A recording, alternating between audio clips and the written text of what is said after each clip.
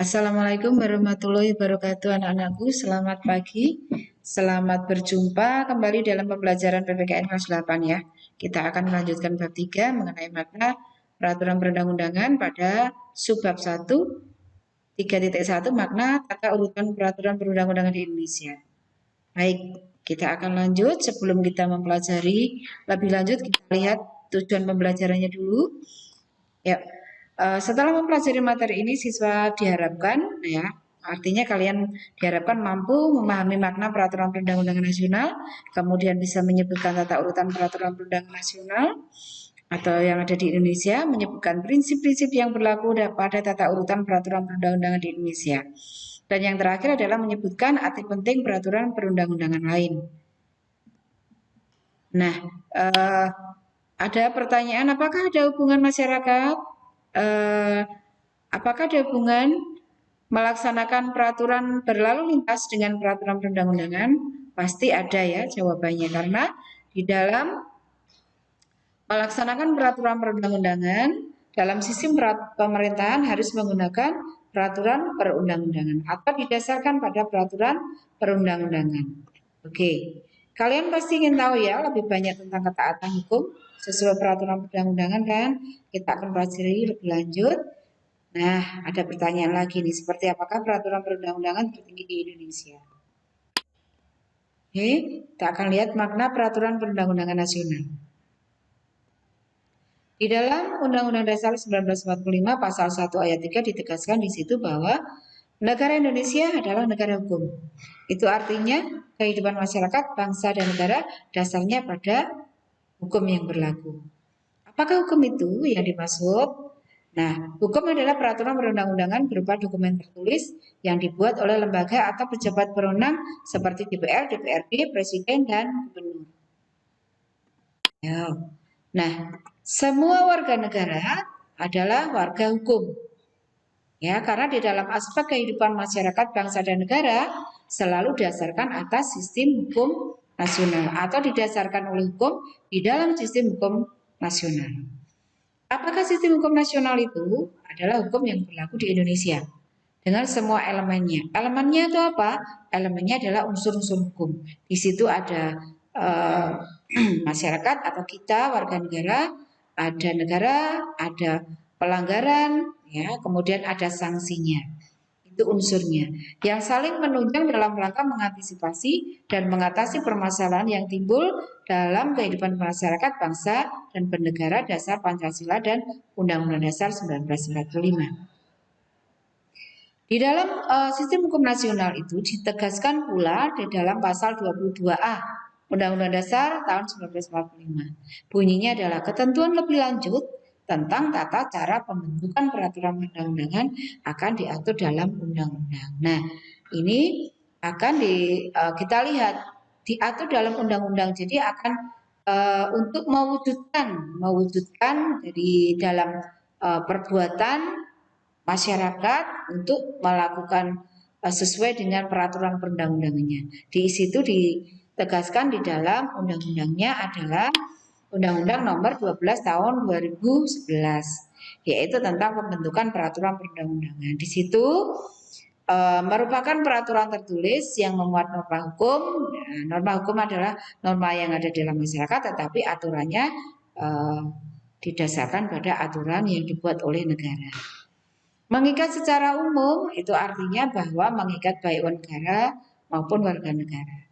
Dibentuk oleh lembaga negara dan pejabat sesuai prosedur yang ditetapkan. Maka di situ disimpulkan bahwa peraturan perundang-undangan itu sesuai dengan Undang-Undang Nomor 12 Tahun 2011, peraturan tertulis memuat norma hukum, mengikat secara umum, dibentuk oleh atau ditetapkan oleh lembaga negara atau pejabat yang berwenang. Oke. Nah, dalam pembuatan atau pembentukan peraturan perundang-undangan didasarkan pada prinsip yang berlaku.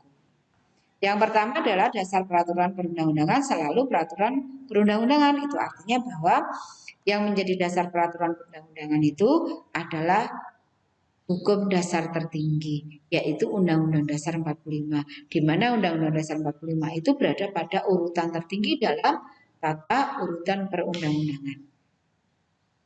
Yang kedua, hanya peraturan perundang-undangan tertentu saja, itu artinya bahwa hanya undang-undang dasar yang sebagai hukum tertinggi saja yang dijadikan landasan yuridis. Yang ketiga, peraturan undang-undang yang masih berlaku dapat dihapus, dicabut, diubah oleh peraturan perundang-undangan yang lebih tinggi atau sederajat karena dianggap mungkin sudah tidak relevan dengan kehidupan masyarakat sekarang. Keempat, peraturan perundang-undangan baru mengesampingkan peraturan yang lama, sama itu tadi. Ya, peraturan yang baru dianggap sudah lebih lebih baik atau lebih relevan dengan kehidupan masyarakat. Ya. Kemudian yang kelima, peraturan undang-undang yang lebih tinggi mengesampingkan yang rendah itu sudah otomatis karena dianggap yang lebih tinggi berarti lebih lengkap aturan itu atau lebih baik. Yang keenam, peraturan perundang-undangan yang sifatnya hierarkis mengesampingkan peraturan perundangan yang lebih rendah, ya, karena peraturan yang lebih rendah itu tidak boleh menyimpang dari peraturan yang lebih tinggi sesuai dengan hierarkinya. Kemudian yang ketujuh adalah jenis peraturan perundang-undangan memiliki materi yang berbeda. Itu juga jelas bahwa setiap peraturan perundang-undangan yang dibuat itu sesuai dengan undang-undangnya. Seperti contohnya undang-undang lalu lintas berarti mengatur semua pelanggaran-pelanggaran yang ada di dalam masyarakat yang tidak sesuai dengan aturan lalu lintas. Nah, atau misalnya undang-undang tentang pendidikan, nah, mengatur tentang sekolah, kemudian tentang peserta didik, dan seterusnya.